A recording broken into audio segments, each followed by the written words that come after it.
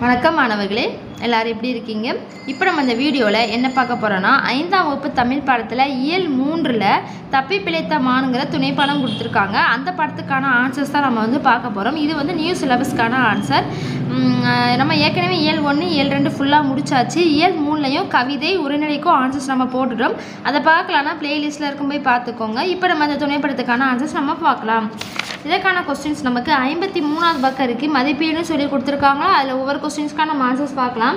First, காகத்திடம் இருந்து மானை பிரிக்க எண்ணியது எது? ஆன்சர் நமக்கு 51வது பக்கம் கொடுத்துருக்காங்க.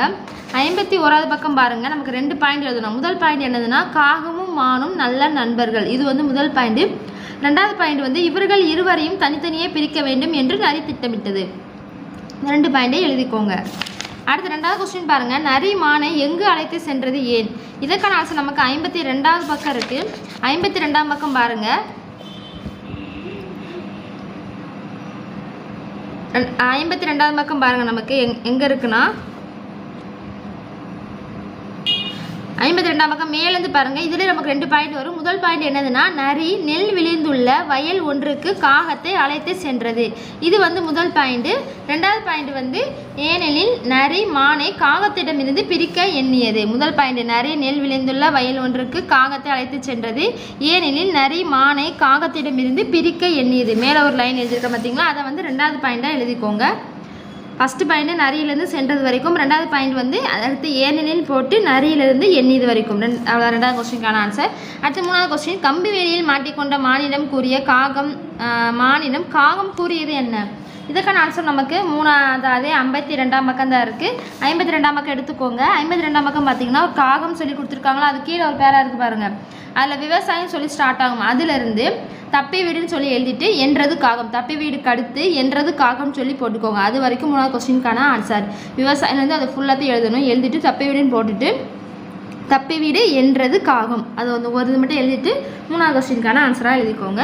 அடுத்து 4வது, காகம் மானை எவ்வாறு காப்பாற்றியது? இதற்கான ஆன்சர் நமக்கு அதே 52ஆம் பக்கம் தான் இருக்குது.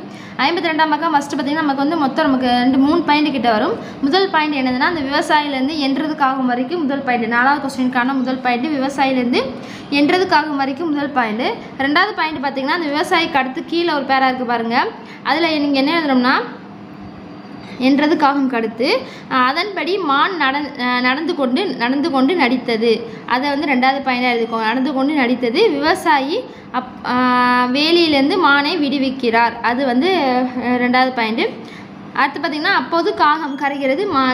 மான் கண்ணிமிக்கும் நேரத்தில் உயிர் பிழைத்தது போதும் என துள்ளி பாய்ந்து வேகமாக ஓடியது. அது வரைக்கும் நமக்கு 4வது கொஸ்டினுக்கான ஆன்சர். திரும்பவும் சொல்கிறேன், நமக்கு விவசாயிலிருந்து என்றது காகம் வரைக்கும் முதல் பாயிண்டாக எழுதிக்கோங்க. அடுத்து நீங்கள் 2வது பாயிண்டாக என்ன எழுதணும்னா, அதன்படி மான் நடந்து கொண்டு நடித்தது. அடுத்து விவசாயி, அது வரைக்கும் 2வது பாயிண்ட்டு.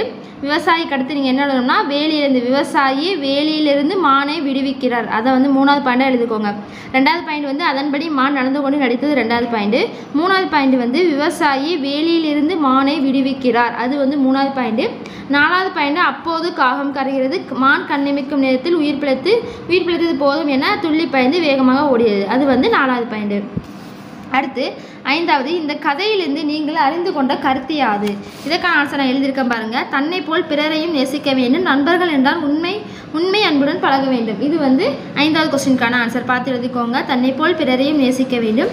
நண்பர்கள் என்றால் உண்மை அன்புடன் பழக வேண்டும். இது 5வது கொஸ்டினுக்கான ஆன்சர். நெக்ஸ்ட்டு பார்த்தீங்கன்னா, சிந்தனை வினாக்கான ஆன்சர்ஸ் பார்க்கலாம். உங்கள் நண்பர்களின் நற்குணங்களை பட்டியலிடுக. ஆன்சர் பாருங்கள், கீழே எழுதியிருக்கோம்ல, அதை எழுதிக்கோங்க. அன்பு, உண்மை, நல்லொழுக்கம், இரக்கம், மனிதநேயம், கருணை, கோபம் கொள்ளாமை, பொய் கூறாமை, விலங்குகளை துன்புறுத்தாமை. அந்த பாயிண்ட் எல்லாத்தையும் எழுதிக்கோங்க. சிந்தனை வினாக்கான ஆன்சர். இந்த கீழே எழுதியிருக்க பார்த்தீங்களா, அதை எழுதிக்கோங்க. அடுத்து நமக்கு பின்னாடி ஒரு சில ஆன்சர்ஸ் கொஸ்டின்ஸ் கொடுத்துருக்காங்க. அதுக்கான ஆன்சர்ஸ் நம்ம பார்த்துடலாம். தப்பி பிழைத்த மான் என்ற கதையில் நீங்கள் விரும்பும் கதையை மாந்தர் யார்? ஏன்? ஓரிரு வரிகளில் எழுதுக. ஆன்சர் எழுதி வச்சுக்கோங்க.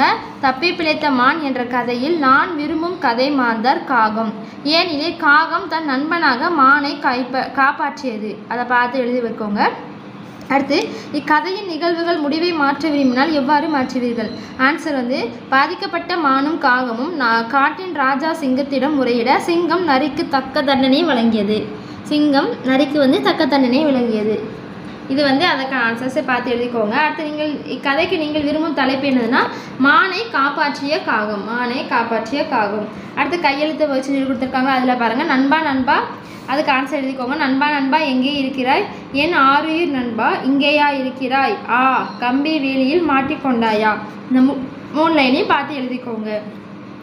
இப்போ நம்ம அந்த உரைநடைக்கான ஆன்சர்ஸ் நம்ம பார்த்து முடிச்சிட்டோம். அடுத்த வீடியோவில் நமக்கு இலக்கண பகுதி இருக்கும், இதில் கற்கண்டு சொற்றொடர் அமைப்பு முறை, அதற்கான ஆன்சர்ஸை நம்ம அடுத்த வீடியோவில் பார்க்கலாம். தேங்க்யூ.